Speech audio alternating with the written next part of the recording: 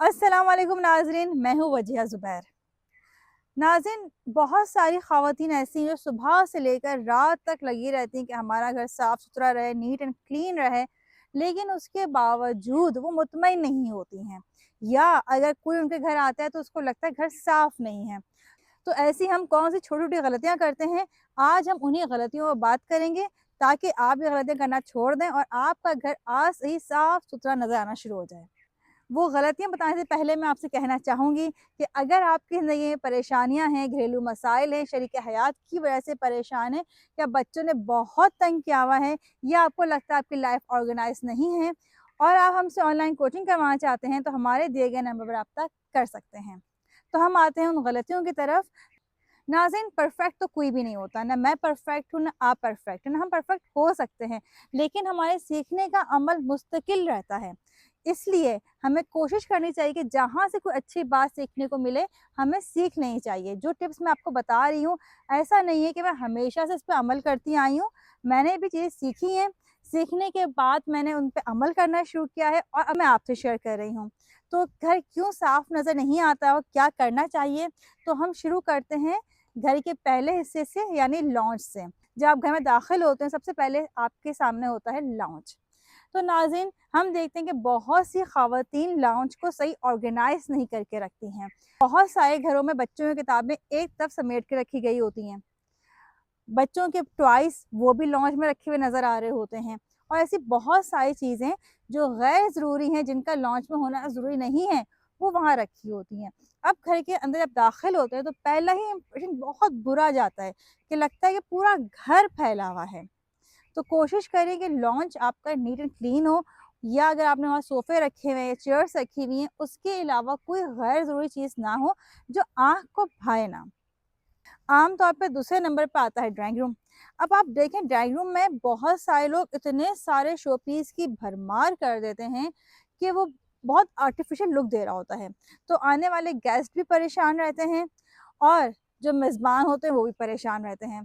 फिर अगर उन शो पीसेस की सफाई प्रॉपर ना हुई हो तो बहुत बुरे लगते हैं।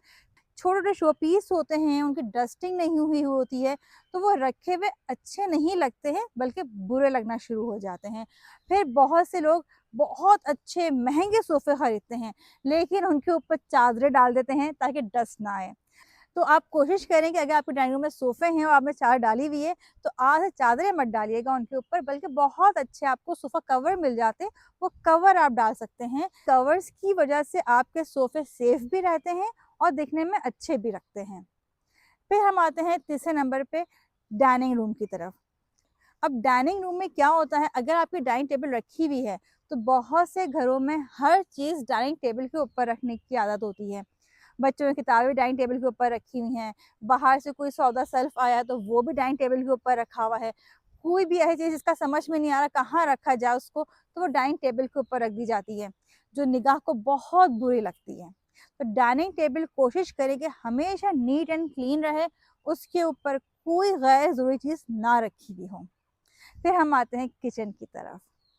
किचन में ख़वातीन कैबिनेट साफ़ कर देती हैं, बर्तन साफ़-सुथरे होते हैं, लेकिन कुछ चीज़ें ऐसी होती हैं जिनका ख़्याल ना रखने की वजह से किचन आपको मैसी नज़र आता है। जैसे आपका फ्रिज है, अब फ्रिज के ऊपर आपने सामान रखा हुआ है। अगर आपने फ्रिज के ऊपर सामान रखा हुआ है, तो निगाह को बिल्कुल भी अच्छा नहीं लगेगा। लगता ही नहीं कि किचन आपका साफ़-सुथरा है। जैसे काउंटर है किचन का, किचन के काउंटर पे आपने चीज़ें रखी हुई हैं, ऑयल की बॉटल रखी हुई है आपने वहाँ पे।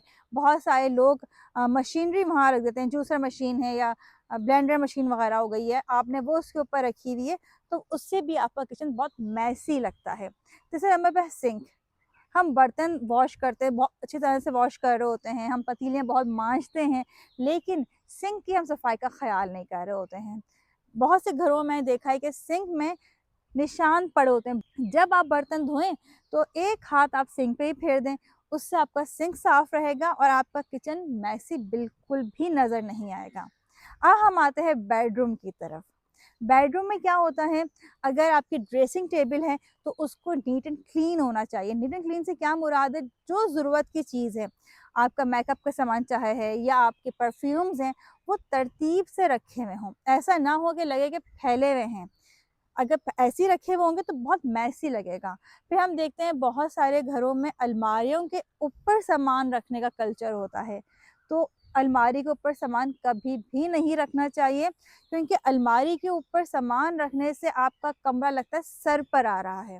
वो बिल्कुल भी अच्छा फ़ील नहीं देता है।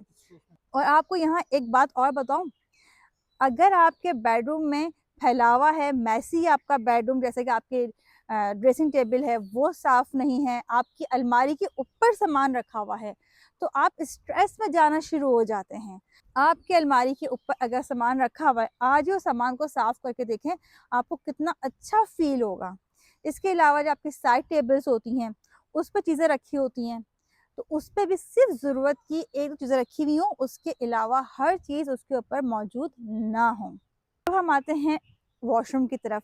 वॉशरूम की सफाई का सब लोग ख़्याल रखते हैं, कमोड साफ़ होता है, टाइल्स भी साफ़ होते हैं। लेकिन अगर आपने अपने बाल्टी का ख़्याल नहीं रखा, जो आपकी वहाँ बाल्टी रखी हुई है, आपका वहाँ पे डोंगा रखा हुआ है, अगर आपने उसको साफ़ नहीं रखा हुआ है, तो आपका वॉशरूम बाज़ दफ़ा अच्छा नहीं लगता, गंदा लगता है। उस बाल्टी में जो पानी मौजूद होता है, उससे उसको इस्तेमाल करने का दिल नहीं चाह रहा होता है। इसी तरह वॉशरूम जब हम साफ़ करते हैं, तो जहाँ से पानी जाता है, जो जाली की जगह होती है, बाज़ घरों में पूरा वॉशरूम साफ़ करने के बाद जितना भी कचरा होता है, वो सारा उस नाली के पास यानी उस जाली के पास मौजूद होता है, जिसकी वजह से वॉशरूम साफ़ होने के बावजूद भी साफ़ नज़र नहीं आता है। फिर जैसे आपका वॉश बेसिन है, वॉश बेसिन साफ़ होना चाहिए, उस पे एक निशान भी ना हो। अगर वॉश बेसिन आपका साफ़ नहीं है, तो आपका वॉशरूम बहुत बुरा लगेगा। वॉशरूम का मिरर साफ़ होना बहुत ज़रूरी है। अगर उस पे पानी के निशानात पड़े हुए हैं, तो उससे भी आपका वॉशरूम मैसी नज़र आएगा। इन छोटी-छोटी बातों का ख़्याल रखने से आपका घर बहुत नीट एंड क्लीन नज़र आएगा, और जब मेहमानों के आने पे एकदम से भगदड़ मच जाती, सफाई-सुथराई की, वो भी नहीं मचेगी।